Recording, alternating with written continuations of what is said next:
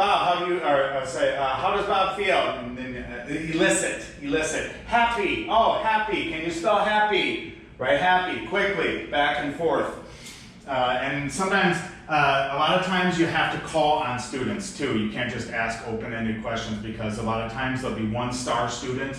I don't know if you've encountered this. There'll be one know-it-all star student, and then everyone else is just lower level or shy, and they take over. So then you gotta say, okay, thank you, please don't say, and raise your hand, and then you gotta, and then even other students, they won't even raise their hand. You have to call on the students that don't raise their hand and just involve them, keep them involved, and encourage them too. And but a lot of students, they're very quiet. Don't expect them to get loud because they won't. You can try to encourage them, try to say, please louder, datsan, Idian, louder, but they won't. They're just very quiet.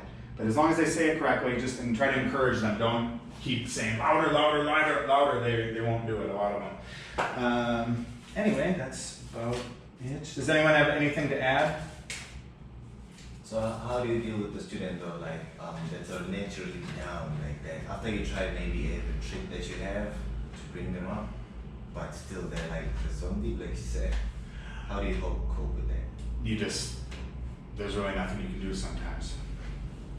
Yeah, like some of the tricks. But a lot of times, those, when I've had students like that, a lot of times, if you play a game, they come to life. Yeah. Seriously, a lot of them. So you gotta try to, the only trick that I really know is you gotta try to make the class much more active, okay?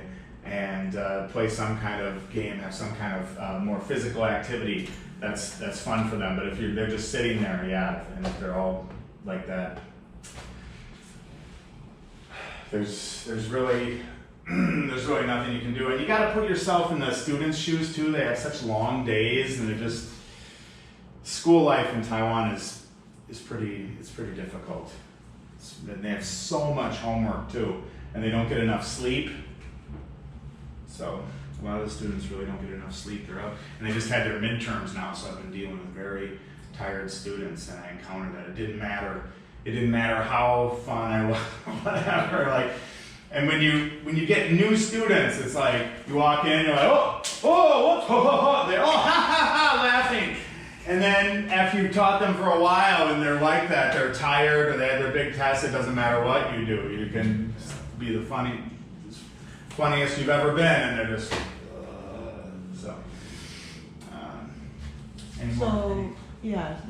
during that time you have to change your way of teaching. Change your way of teaching. Make sure, find something they will be interested other than being a clown. Yeah, so what is the most interesting thing in learning is learning itself. I feel the sense of achievement. So you have to create that to help the student to actually feel like they can see it, they can learn it, and they can speak it. What's the most satisfying feeling for you when you learn a new language? Is, oh wow, I can say it. Yeah, you feel happy because you can actually read it and speak it. So that's something you need to create to make sure it's a long term. I mean, Andy is talking about a 15-minute class, a 1-hour class, and you need to make sure that you're doing your job and they like you. That's the very beginning, right? And after you pass that part, whatever you do is not going to make a student laugh anymore. What are you going to do? You're not a clown, you're a teacher. So you need to teach them. But the first obstacles for you to make sure they like you, then they will want to learn from you. Otherwise, they just say, oh, if you are scary or anything like that, I don't like your body language or cross your arms, like what you're doing right now. Yeah, it's a barrier. Are you cold? No. No, it's just a habit. It's just comfortable. Yeah, it's actually some people comfortable. just have to do this kind of a power pause or anything like that. It's actually, you created something hospitable, not happy feelings for the students, and they treat you like you're a foreigner. You're not their kind. That's for one. And two is if you are scary. That's for two. And if you're not fun, oh wow, then they just have so many reasons. And if you're low energy, if you sit they just down. have so many reasons not to like you. How do you find that balance between being serious and fun? Cause I've been told I've been too serious, but then sometimes Better to- told I've been too goofy. So how do you like? I think it's better to be too fun than too serious. That's just me. No, it's about what you're doing. If Yeah. you are joking, you gotta be goofy. But if you are It's- teaching, You have this. It's a line. You gotta have a line. And when they cross the line, you have to deal with that student. Yeah. You know? remember your When they say, mother. "Oh, teacher is poo poo. You're a poo poo teacher," you have to say no. And be very serious like that. And they So- get the message, and it's So it's, okay. it's like picking your points then, when to be serious and then when to not be serious. Yeah, and I've had students do this right in front of my face.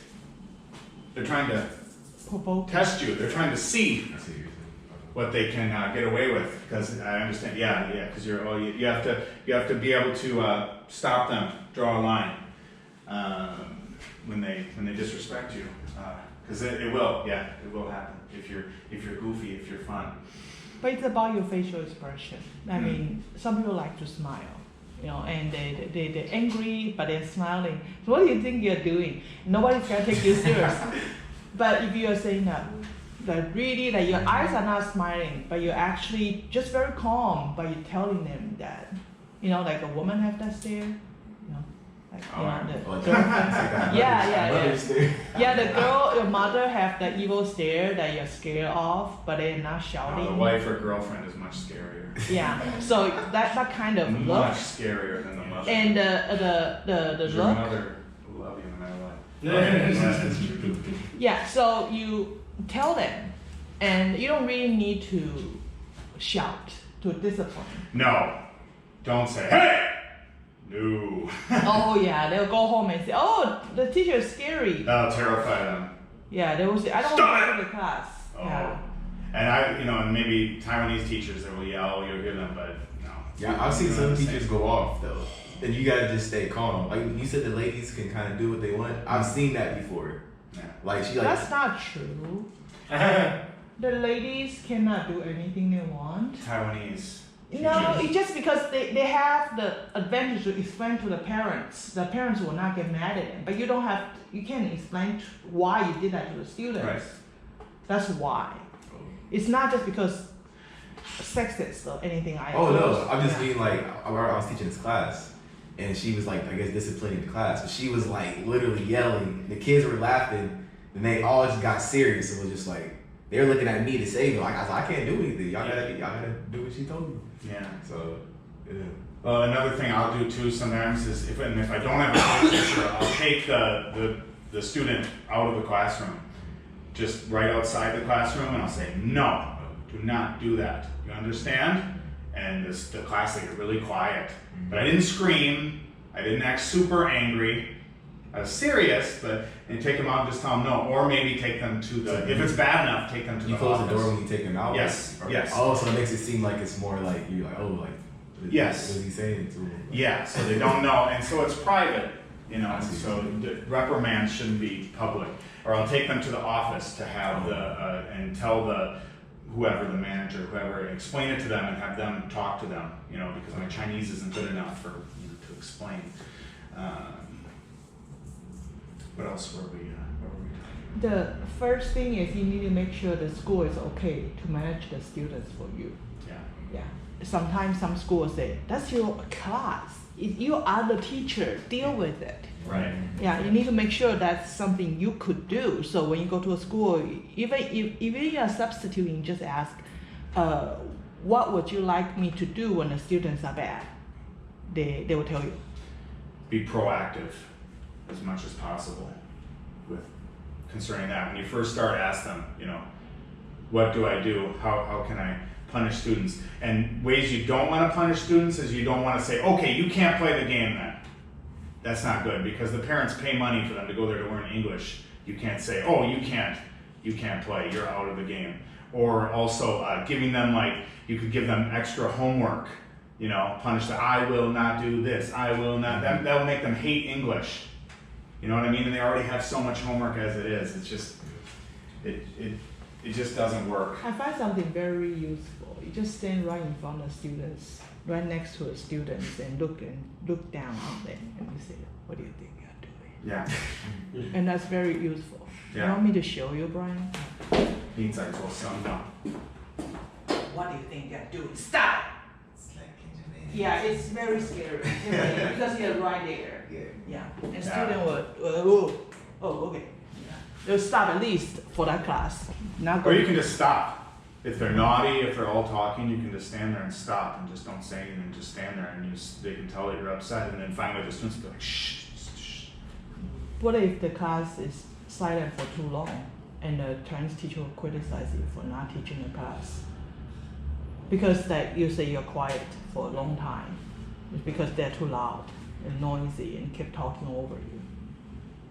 What do you do? If there was a Chinese teacher there, I would expect her to help me with the kids if they were too noisy. And they usually do. They usually do. They usually butt in. But I'm mostly speaking about what to do when you're there all alone, which I find myself half and half. Half the time I got a co-teacher, a good half, the other half of the time I have no co-teacher. So I'm on my own. And then I have one more question. So like when you have like that star kid in the class that's answering every question, I've had that before. So, but what do you do if the class is dead, but that person's answering, but you still have a worksheet you need to accomplish and it's 10 minutes left? You said you go to the students and you ask them directly like one-on-one, but do you just go with that star student for the last, or do you just figure out a way to have the other students ask the question? 'Cause I've literally had the issue like three times. Yeah, I would do my best to have them